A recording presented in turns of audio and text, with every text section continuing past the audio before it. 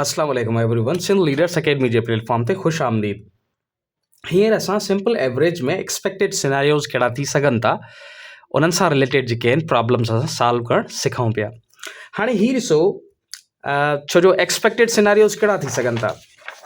ॾिसो, जनरली जेको असां फार्मूला ठाहियो हुयोसीं या जेको सिखियो हुयोसीं, एवरेज जेको सिंपल आम जेको हुनजो फार्मूला आहे बि सही, सम ऑफ वैल्यूज़ न, यानी कि वैल्यूज़ उहे x1 थी सघे थो, x2 थी सघे थो, x3 थी सघे थो, ऐं अहिड़े तरीक़े सां डेश डेश ओ वञी xn ताईं वञी सघनि था। इहे ठीकु आहे, इहे वैल्यूज़ थी सघनि था।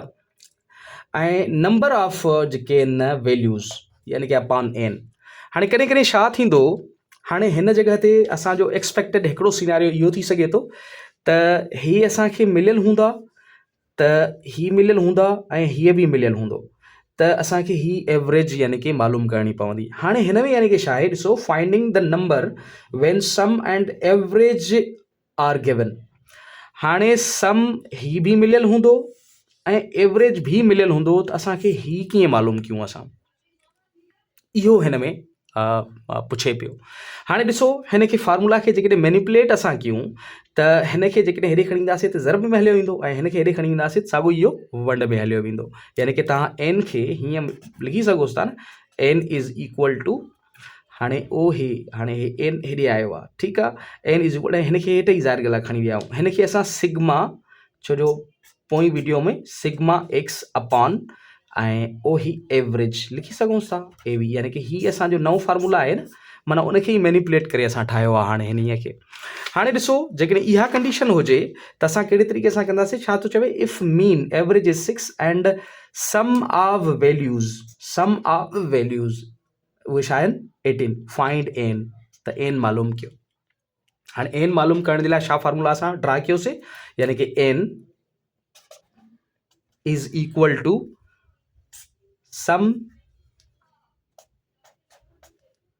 सम ऑफ वैल्यूज़ न, सम ऑफ वैल्यूज़ अपॉन छा आहे, अपॉन एवरेज आहे न, उहे वारो जेको असां ठाहियोसीं अपॉन एवरेज आहे न, एवरेज घणी आहे 6, ऐं अपॉन हिते भले ए बी करे लिखोसीं हीअं। हाणे वैल्यू सिंपली पुट कंदोसि तव्हां त एन तव्हांखे मिली वेंदी, एन इज़ इक्वल टू, हाणे सम ऑफ हे छा आहे, वैल्यूज़ छा आहिनि 18 अपॉन ओ ही 6, ठीकु आहे, अपॉन 6। हाणे ॾिसो, छहनि जो खोड़ो हिन ते घणा अथव, 1 छका 6, 2 छका 18, त तव्हांखे एन जेकी बराबरि वञी करे मिले थी उहा घणनि जे बराबरि मिली आहे, एन इज़ इक्वल टू 3, यानी कि ही इन जो जवाबु आहे। अच्छा, हिन खे जेकॾहिं असांखे का स्टेटमेंट में मिली वञे त असां उनखे स्टेटमेंट में कहिड़े तरीक़े सां हल कंदासीं। हाणे जीअं ॾिसो, ही वारो आहे, हाणे ही वारो जेको आहे, ही हालांकि एक्सरसाइज़ आहे जेकी तव्हांखे हल करणी आहे। चवे थो the total weight of a group of students is 450 and their average weight is 45 kg. Find the number of students in the group. Find the number यानी कि n मालूम करणो आहे हिन में, ठीकु आहे, इहो तव्हां पंहिंजो पाण कंदव, ठीकु थी वियो। अच्छा, हाणे ही ॾिसो, हाणे हिकिड़ो सिनारियो इहो थी सघे थो। हाणे ॿियो सिनारियो ॾिसो, ही कहिड़ो आहे, ॿियो सिनारियो इहो आहे, चवे थो finding the sum when number and average are given.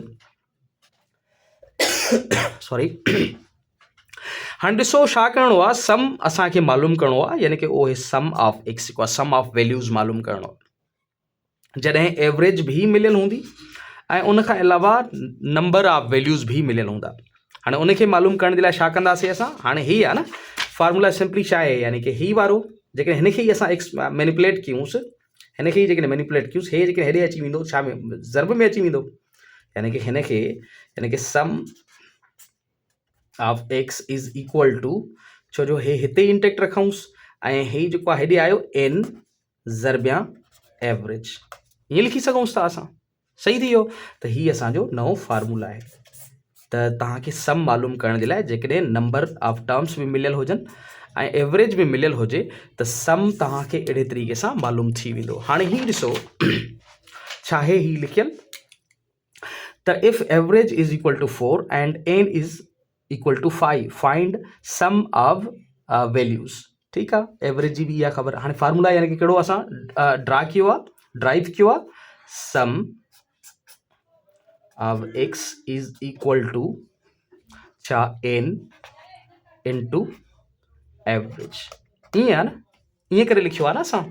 हाणे ॾिसो ही सम ऑफ x बराबरि आहे, यानी कि ही वारो इहो बराबरि आहे n छाजे बराबरि आहे पंजनि जे, ही 5 ज़रबिया एवरेज छा आहे 4 जे, ही 4। हाणे 4 पंजा 20, यानी कि तव्हांखे ही जेको मिलियो आहे जवाबु उहो थो मिले 20। सही आहे 20। हाणे जेकॾहिं तव्हांखे अहिड़े तरीक़े सां पुछो वञे त तव्हां हिनखे ईअं ई हल कंदव, ऐं जेकॾहिं तव्हांखे स्टेटमेंट जे ज़रिए हिनखे पुछो वञे त ॾिसो हिकिड़ो ही एग्ज़ाम्पल आहे, तव्हां हितां खां खणी सघोसि था, ऐं उहो बि ईअं ई हल थींदो। हालांकि हे फेडरल पब्लिक सर्विस कमीशन जे assistant director airport security force BPS 17 में इहो सुवाल पुछो वियो आहे। सही आहे, इहो सेम ई आहे, ऐं उअं ई इहो हल थींदो। छा थो चवे थो if the arithmetic mean of 6 numbers is 45। सही आहे, what is the total sum of these numbers, what is the total sum of these numbers. Simple आहे, इनखे सम मालूम करिणो आहे, ऐं उते ही ऑप्शन्स बि ॾिनल आहिनि, तव्हां इन्हनि खे बख़ूबी हिन ई तरीक़े सां हल करे सघंदव। ठीकु आहे, यानी कि ही 2 सिनारियोज़ आहिनि। हाणे टियों हिकिड़ो सिनारियो बि थी सघे थो। टियों सिनारियो उहो कहिड़ो आहे, हाणे जीअं ही प्राइमरी जेको असांजो ही फार्मूला आहे न, यानी कि एवरेज इज इक्वल टू ही जेके टर्म्स आहिनि x1 ही x2 या प्लस x3 या डैश डैश डैश वेंदे प्लस xn ताईं, ठीकु आहे, अपॉन ही n। हाणे कॾहिं कॾहिं छा थींदो, ही एवरेज भी मिलियल हूंदी, ही नंबर भी मिलियल हूंदा, हे भी मिलियल हूंदा, कॾहिं कॾहिं को इन्हनि मां हिकिड़ो मिसिंग हूंदो, यानी कि टर्म मालूम करिणो पवंदो असांखे। अचो ॾिसूं इनखे कहिड़े तरीक़े सां, ही ॾिसो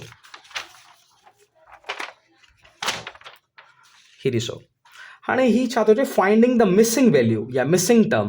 जेको मिसिंग टर्म हिन जॻह ते असां इहा शइ तव्हांखे ॿुधाई, missing term, finding the missing value या term number of the sum when number and average are given. हाणे ॾिसो कहिड़े तरीक़े सां इहो ॾिसो, हाणे ही आहे, चवे थो हिनखे if average is 6 and the number of values are 4 and 3 terms in the data are 2, 8, 10, then find the 4th missing term। हाणे चौथों मिसिंग टर्म जेको आहे न उहो कोन्हे। जेकॾहिं असां हिनखे सिंपली हीअं पुट करे ॾिसूंसि, यानी कि एवरेज प्राइमरी फार्मूला में ई एवरेज इज इक्वल टू, हाणे यानी कि ही छा आहे 2, 8 ऐं हे 10, 2 प्लस 8 प्लस ही 10, ठीकु आहे, 2, 8, 10, then find the 4th missing term, यानी कि हे जेको आहे हे 2, 3, अच्छा 2, 8, 10 ऐं हिते चौथों भी आहे जेको मालूम करिणो आहे, ऐं असां उन खे x जे बराबरि था चऊं, यानी कि उहो असांखे मालूम करिणो आहे। ठीकु आहे, अपॉन, यानी कि तव्हां अपॉन था ॾियोसि, अपॉन हाणे घणा आहिनि 1, 2, 3, 4, चवे थो न n बराबरि छाजे आहे 4 जे, अपॉन 4 ईअं आहे। ऐं ॾिसो ही एवरेज छाजे बराबरि आहे, हाणे इते बि तव्हां ॾिसो ही एवरेज छा आहे 6 जे बराबरि आहे, ॾिसो हे एवरेज 6 जे बराबरि आहे। अहिड़े तरीक़े सां तव्हां लिखी सघोसि था न 6 इज़ इक्वल टू, हाणे हिनखे हेॾां करे लिखोसि या होॾां करे लिखोसि त तव्हांजी ॻाल्हि साॻियो ई आहे, 6 इज़ इक्वल टू, हाणे 2 ऐं 8 घणा थींदा 10 ऐं 10 20 प्लस ही x अपॉन 4, हीअं लिखी सघूं था न असां। अच्छा ॾिसो हाणे हे 4 हिते वंड में आहे, हेॾे ईंदो त ज़रब में थी वेंदो, यानी कि 4 ज़रबिया 6 कंदव जॾहिं मुंहिंजो तव्हां त 4 छक्का 24 थो थिए इहो, यानी कि 24 इज़ इक्वल टू 20 प्लस ही x। ठीकु आहे, असुलनि में इहा शइ जेको असांखे मालूम करिणो आहे न, असांखे लेफ्ट में खणी अचिणो हूंदो आहे न, यानी कि लेफ्ट साइड बराबरि आहे। इक्वेशन जो मक़सदु बि इहो हूंदो आहे जंहिं जॻह ते बराबरि हुजे, हेॾां वारो हेॾे खणी वञो या होॾे खणी वञो, ॻाल्हि साॻियो ई हूंदी आहे। हाणे ही ॾिसो हिनखे तव्हां हीअं लिखी सघो था, वैसे 20 plus x is equal to 24, हीअं लिखी सघोसि था, सही थी वियो। हाणे ॾिसो ही प्लस में आहे, हेॾे वेंदो त इहो माइनस में थी वेंदो मैथमेटिक्स जे हवाले सां, ठीकु आहे। हे प्लस में आहे, हे 24 ओ ही माइनस ही 20 त x तव्हांखे बराबरि थो मिले छाजे 4 जे। चाहे हिन में 20 वञनि त घणा थींदा ही 4, यानी कि ही तव्हांजो सिंपली उहो टर्म आहे जेको टर्म मिसिंग हुयो। सही थी वियो, यानी कि टियों एक्सपेक्टेड जेको असांजो सिनारियो आहे कुझु अहिड़ो ई थींदो आहे। हाणे इन ई हवाले सां तव्हां ॾिसंदव त ओ ही हिकिड़ो IBA जी ग्रेजुएशन कैटेगरी में इहो सुवाल पुछो वियो आहे वैसे। हाणे ओ ही जेको आहे मां हिते ही पंजो आहे, छा थो चवे the average of 5 numbers is 13 if the average of 4 is 10, if the average of 4 is 10 then fifth number is, यानी कि पंजो जेको मिसिंग आहे न उहो कहिड़ो थींदो। हाणे हिन में इहा शइ हुन में 4 नंबर जेके आहिनि उन्हनि जी एवरेज खणी ॾिनी अथई, उते 4 जेके 3 नंबर्स हुया अलहदा खणी ॾिना हुयईं। छा कंदव तव्हां 4 ज़रबिया 10 कंदव ऐं प्लस x कंदव, ठीकु आहे, ॿियो सभु कुझु सेम ई रहंदो, तव्हांखे जवाबु उन्हीअ जो मिली वेंदो। ठीकु आहे, त इहो बि हिकिड़ो सिनारियो थी सघे थो जेको आहे जेको सिंपल एवरेजिस में जेको आहे उन्हनि जा वैल्यूज़ मालूम करण जे हवाले सां। अच्छा, ही लास्ट हिकिड़ो जेको आहे सिनारियो थी सघे थो, उन में इहा शइ हूंदी त के बि मिसिंग टर्म्स हूंदा, उन्हनि मिसिंग टर्म्स खे जेको आहे उन्हनि जी एवरेज असांखे मालूम करणी पवंदी, मिसिंग टर्म्स जी एवरेज मालूम करणी पवंदी, यानी कि हिकिड़ी एवरेज भी मिलियल हूंदी ऐं ही टर्म्स आहिनि, मसलन ही x1 आहे प्लस x2 आहे प्लस x3 आहे, या ही प्लस हलियो वियो ऐं प्लस xn आहे। ठीकु आहे, हाणे यानी कि छा थींदो अपॉन n आहे फॉर सपोज़। हाणे ही जेकॾहिं यानी कि ईअं थींदो, मसलन हे ॿिनि टिनि जो ॾेई छॾींदो, हे ॿिनि जो मसलन ॾेई छॾियईं या टिनि जो ॾेई छॾियईं ऐं बक़ायान मसलन ॿिनि खे रहाए छॾियईं ऐं चयईं त हाणे इन्हनि जी एवरेज यानी कि ॿिन्ही जी यानी कि छा थींदी, त अहिड़ो सिनारियो बि थी सघे थो, यानी कि ही एवरेज बि मिलियल हूंदो, ही जेके नंबर्स बि मिलियल हूंदा, ही जेके आहिनि कुझु सम ऑफ नंबर्स भी मिलियल हूंदा, टर्म्स भी मिलियल हूंदा, लेकिन कुझु मिसिंग हूंदा, उन्हनि मिसिंग जी एवरेज असांखे मालूम करणी पवंदी। अचो त ॾिसूं कहिड़े तरीक़े सां इहो थिए थो, हीउ ॾिसो। हाणे ही थो चवे फाइंडिंग एवरेज ऑफ एवरेजिस, या असां हिनखे चऊं finding the average of missing values, finding the average of missing values या टर्म्स या नंबर्स असां चऊं of the sum when number and average are given. सही थी वियो। हाणे ही ॾिसो, the average of 5 numbers is 54, average of 5 numbers is 54। हाणे 5 नंबर्स आहिनि, उन्हनि जी 54 एवरेज आहे, ठीकु आहे। इफ 3 नंबर्स आर, हाणे इफ 3 नंबर्स आर कहिड़ा आहिनि उहे 26, 28 ऐं 30, what is the average of other 2। माना जेकॾहिं असां हिनखे फार्मूला जे हिसाब सां ॾिसूं त उहो कहिड़े तरीक़े सां वञी करे बीहंदो, हे अहिड़े हिसाब सां आहे न। हाणे ॾिसो, ही आहे एवरेज इज़ इक्वल टू, हाणे हिते घणा आहिनि नंबर, 5 आहिनि न, हिते यानी कि 5 हूंदा, यानी कि 5 हूंदा, हिकिड़ो त 26, 28, 30, 26 प्लस 28 ऐं ही प्लस 30, सही थी वियो, ऐं ही प्लस, छो जो 5 आहिनि न, ही छा थो चवे त एवरेज ऑफ 5 नंबर्स इज़ 54, ठीकु आहे।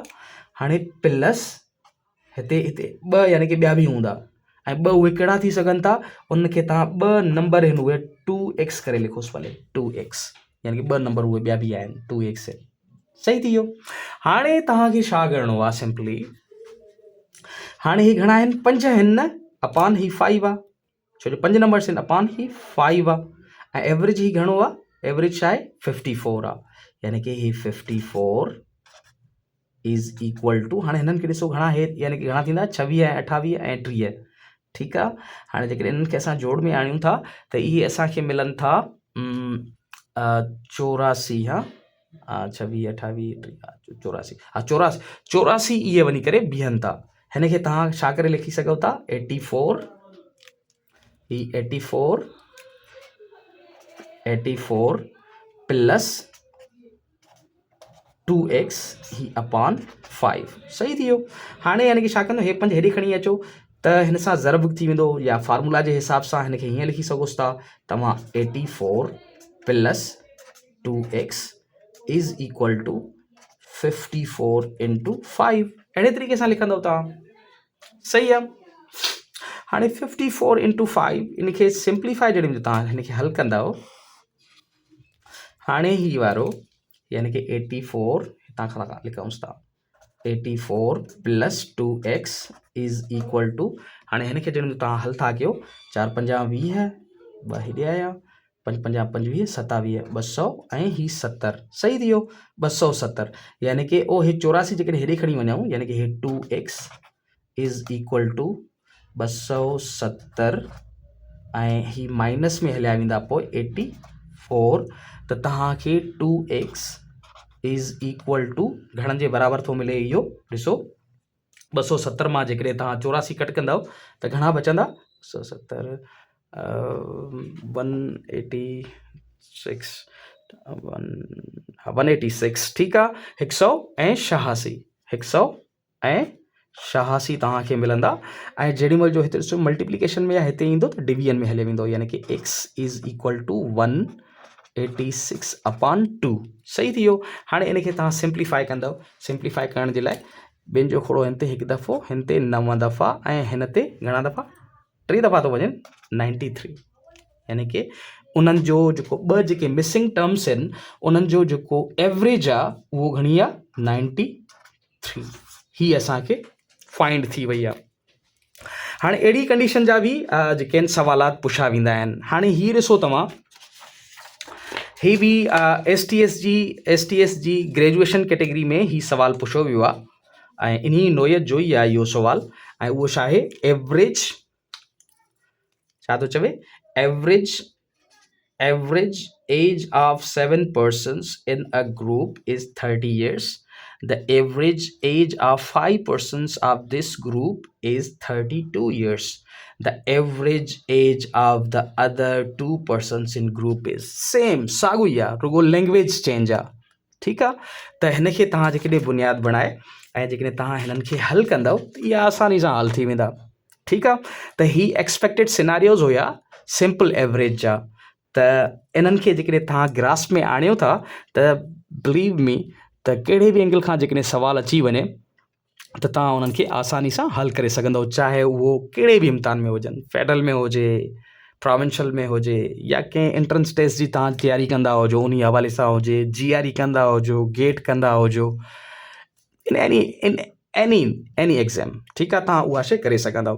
हाणे इन ई सिलसिले में ही कुझु मश्क आहे तव्हांजे लाइ उनखे तव्हां प्रैक्टिस कयो ऐं ही जेके असां एक्सपेक्टेड सिनारियोज़ कया आहिनि त मां नथो सम्झां इहे सम्झण खां बाद में ही तव्हांजे लाइ के ॾुखिया आहिनि बिल्कुलु आसान आहिनि बिल्कुलु सवला आहिनि पर जेकॾहिं तव्हां पोइ बि काई चैलेंज महसूसु कयो था त don't feel shy two ask तव्हां कमेंट जे ज़रिए ज़रूरु पुछी सघो था। वधीक वीडियोज़ ऐं अपडेट्स जे लाइ हिन चैनल खे ज़रूरु सब्सक्राइब कयो। Thank U.